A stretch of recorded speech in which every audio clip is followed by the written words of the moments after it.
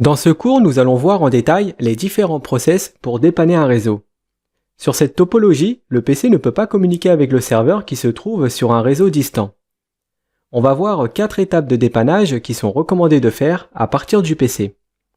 Tout d'abord, on commence par essayer de pinguer l'adresse de bouclage.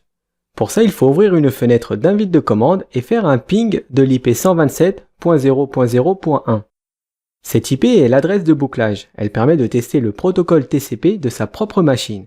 Si le ping réussit, c'est que la pile TCP fonctionne. Et en cas d'échec, c'est qu'il y a une défaillance TCP/IP, et dans ce dernier cas, il faudrait voir à réinstaller ou réinitialiser la carte réseau du PC. Ensuite, on peut essayer de pinguer l'hôte local, c'est-à-dire sa propre IP. Dans l'exemple, il s'agit de l'IP du PC, qui est la 192.168.1.1. Si le ping réussit, c'est que la carte réseau du PC fonctionne parfaitement. La pile TCP/IP peut communiquer avec la carte réseau à travers son pilote. Si le ping échoue, faudrait probablement revoir en détail les paramètres TCP/IP du PC. Si le problème n'a toujours pas été ciblé, on peut tester un ping vers la passerelle par défaut, c'est-à-dire la gateway. En principe, il s'agit de l'IP de l'interface du routeur. Sur cette topologie, c'est l'IP 192.168.1.254.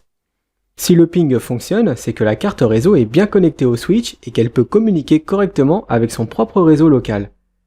Et si le ping échoue, c'est qu'il y a un problème en local qui pourrait être n'importe où entre le PC et le routeur.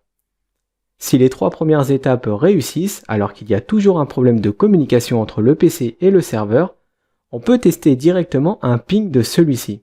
C'est-à-dire qu'à partir du PC, on lance un ping 192.168.2.1. Dans l'exemple, on voit que le ping fonctionne parfaitement. Cela veut dire que la communication IP entre le PC et le serveur distant est bonne. Le réseau physique distant fonctionne. Si toutes ces étapes sont correctes et qu'il y a toujours un problème de communication avec le serveur, c'est qu'il y a probablement un problème de résolution de nom.